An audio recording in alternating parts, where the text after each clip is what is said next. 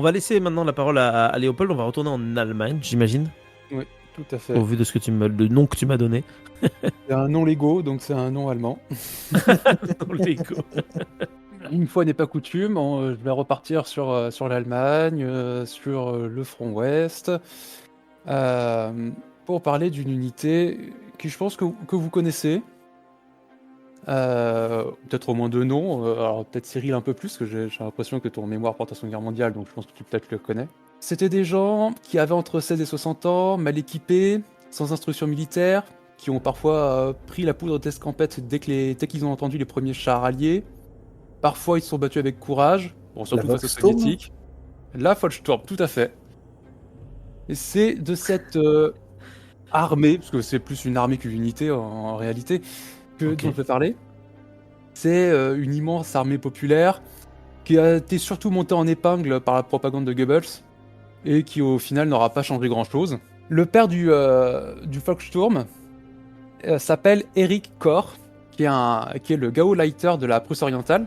Gauleiter, c'est le gouverneur d'une province sous le régime nazi. Ok. Et ce Gauleiter, il doit faire face à l'arrivée de l'armée rouge à l'été 44, et il redoute un petit déferlement sur sa province. Et donc il a eu la brillante idée, très brillante, de mobiliser des civils, mobiliser tous les hommes de 15 à 65 ans pour construire des fortifications de campagne. Voyant que cette idée est absolument géniale dans son esprit, il veut pousser plus loin, et il propose à Hitler le 21 juillet 1944, et là je cite, d'appeler et armer une levée en masse opérée dans la population masculine de Prusse orientale et de la jeter sur la frontière. Koch nomme ces nouvelles forces, et là je recite, une sorte de Landsturm, qui est une référence à la vieille milice territoriale de l'époque napoléonienne. L'idée plaît bien, et le 25 septembre, un décret est signé par Adolf Hitler qui crée le Volkssturm, qui veut dire littéralement la tempête du peuple. Ah, ok, ouais, Oui. putain. Sturm, la Sturm, tempête et Volk, folk, le peuple. Tout à fait. Il est publié le 18 octobre 1944, qui est le jour du 131e anniversaire de la bataille de Leipzig, qui libère l'Allemagne de Napoléon en 1813. Ok. Cette idée de levée populaire en masse emprunte donc beaucoup aux guerres de libération, de libération napoléonienne, mais aussi beaucoup, et ça peut surprendre, mais aussi beaucoup à la propagande soviétique sur le même thème, qui a fait toute sa propagande sur le même thème. En 1941 notamment, lors de l'opération Barbarossa. Il mobilise, et je cite, tous les hommes de 16 à 60 ans qui ne sont pas soumis au service militaire pour renforcer la Wehrmacht et défendre le sol allemand. La levée des soldats est de la responsabilité du parti nazi, alors que leur équipement et leur instruction est celle de Himmler, car c'est ce dernier qui est le commandant de l'armée de remplacement, qu'on appelle en allemand l'Ersatzheer. Sur le papier, le Volkssturm, c'est masculin, le Volkssturm concerne 13,5 millions d'hommes, soit plus que les 11,2 millions d'hommes incorporés dans la Wehrmacht. En réalité, ça concerne un peu moins de 5 millions d'hommes. Il est prévu de les appeler en vagues successives, dont seules les 3 premières ont connu une mobilisation partielle. La première concerne tous les 20-60 ans, aptes au service armé et qui n'occupent pas de fonction vitale à l'arrière. En théorie, je précise bien en théorie, ça sera jamais des chiffres aussi gros, en théorie c'est 1,2 million d'hommes. La deuxième vague appelle tous les 20-60 ans qui occupent, je cite, une fonction dans les usines de guerre, les transports, les communications et autres secteurs vitaux. Alors encore en théorie, 2,8 millions d'hommes. Et la troisième levée enrôle tous les 16-19 ans, environ 600 000 adolescents, la plus grande partie ayant 16 ans, car les 17 et 18 ans sont déjà affectés soit dans la Wehrmacht, soit dans la jeunesse hitlérienne, soit dans le service du travail du Reich. Le service du travail du Reich qui, avant la guerre, s'occupait de travaux agricoles, forestiers, des constructions de digues, d'autoroutes. Puis pendant la guerre, a été affecté directement dans l'environnement de combat, avec les installations militaires, la construction de voies de chemin de fer, de fortifications, etc. etc.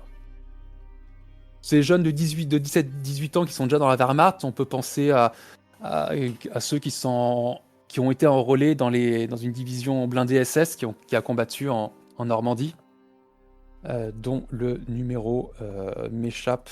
Veuillez m'excuser. La 12e, voilà. La 12e division SS, voilà. Ok. Un petit détail, aucun rapport. Le nombre exact d'appelés est inconnu. Il se situerait entre 350 et 400 000 hommes. Par contre, leurs pertes sont plus documentées, sont moins mal connues, on peut dire. Environ 31 000 tués et 175 000 disparus, en sachant que parmi ces derniers, nombreux sont ceux qui ont tout simplement enlevé leur brassard et sont rentrés chez eux, avant, pendant ou après un combat. Si l'enthousiasme est avéré dans certains endroits, il ne concerne que les jeunes de 16-17 ans qui ont été endoctrinés durant leur jeunesse. En revanche, pour les classes âgées qui ont fait la guerre de 14-18, on traîne les pieds autant qu'il est possible de faire dans un état totalitaire. Le Volkssturm s'organise théoriquement en bataillons à 2, 3 ou 4 compagnies d'infanterie, plus une compagnie lourde, soit un effectif théorique variant entre 400 et 800 hommes. L'armement lourd fait largement défaut, et quand il est présent, c'est sous la forme de 4 canons anti-chars soviétiques de 45 ou 57 mm, avec seulement une dizaine de coups par pièce. L'armement léger est aussi un tel casse-tête qu'on ne lèvera que des effectifs qui sont susceptibles d'être au moins dotés d'une arme individuelle.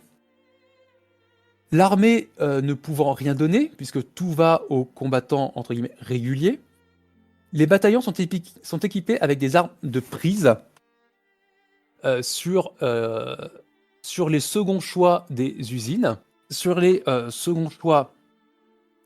et surtout sur des stocks italiens capturés en 1943, avec un maximum de 60 cartouches.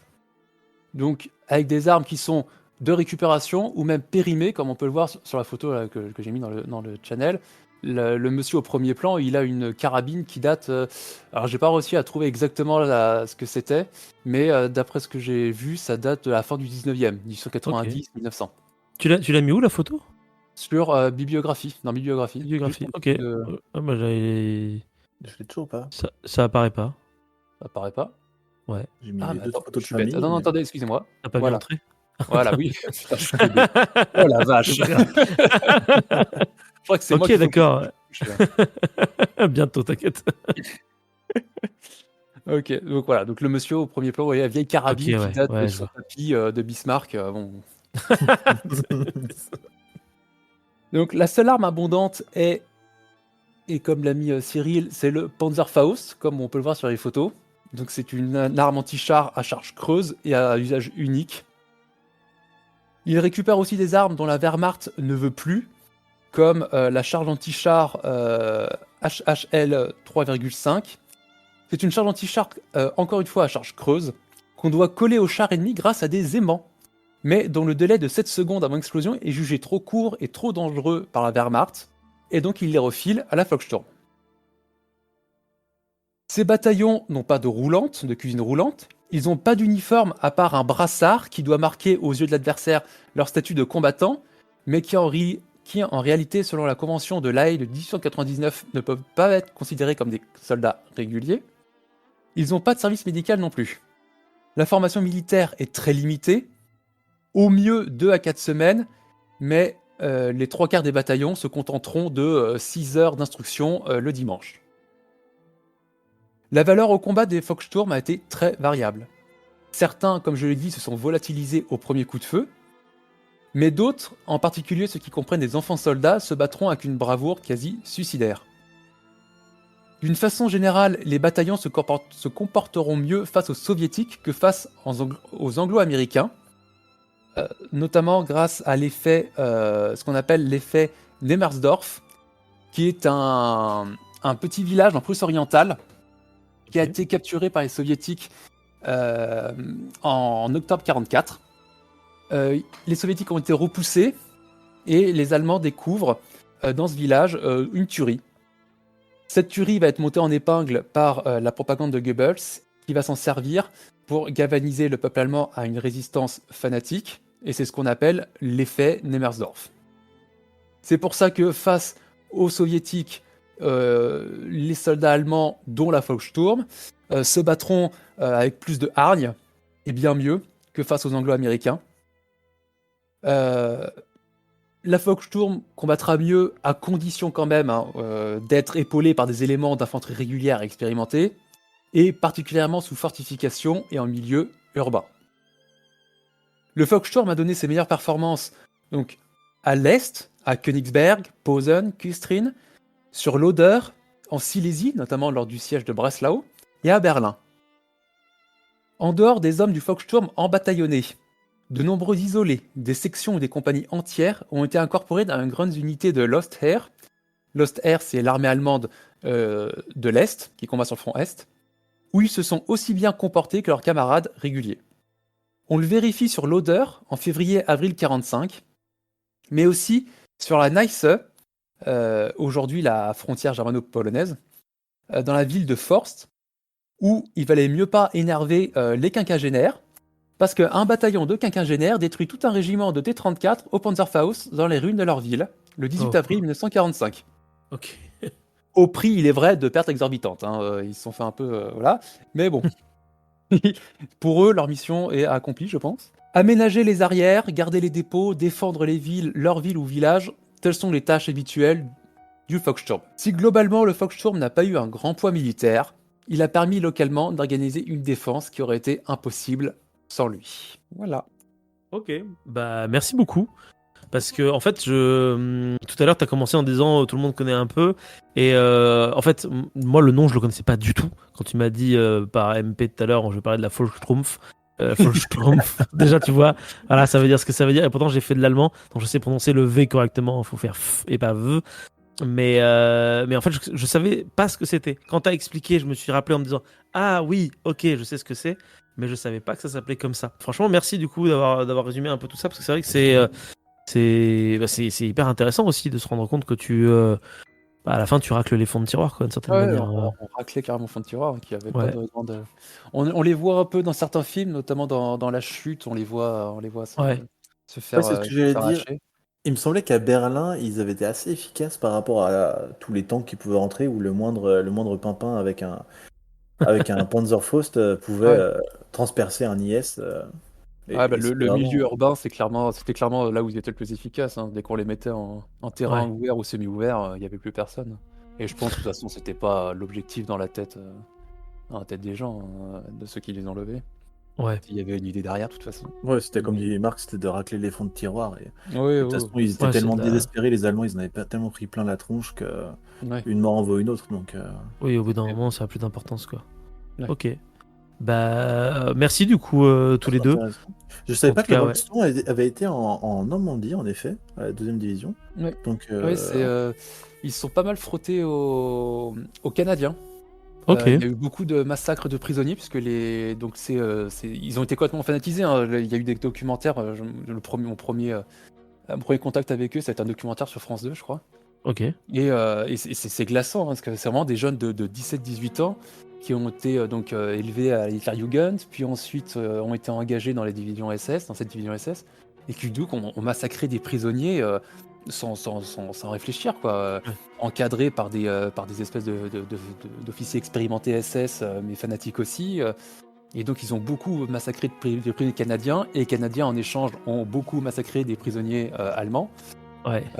Il y a eu on les appelait les bébés de Hitler, ou les Hitler's baby, ou un truc comme ça. Ok. Et c'était, il y a eu un très grand ressentiment entre les deux armées. Kill baby kill, super. Intéressant en tout cas. Ouais, très intéressant, Léo. De toute façon, tous les deux, vous avez été très intéressants. Vos deux chroniques m'ont appris beaucoup de choses.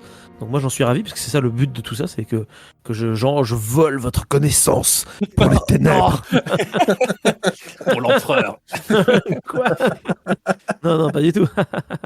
Non, du coup, vraiment, merci encore une fois à tous les deux. Si ce petit instant passé en notre compagnie vous a plu et que vous avez envie d'en passer d'autres avec nous, eh bien n'hésitez pas à vous abonner, mettre un petit pouce bleu, partager la vidéo ou encore nous suivre sur les réseaux sociaux. Sachez que vous pouvez aussi écouter cet épisode dans son entièreté, et pour cela vous n'avez qu'à vous rendre dans la description de la vidéo. Je vous dis à très bientôt pour à nouveau écouter un petit peu de tout et surtout un petit peu de rien.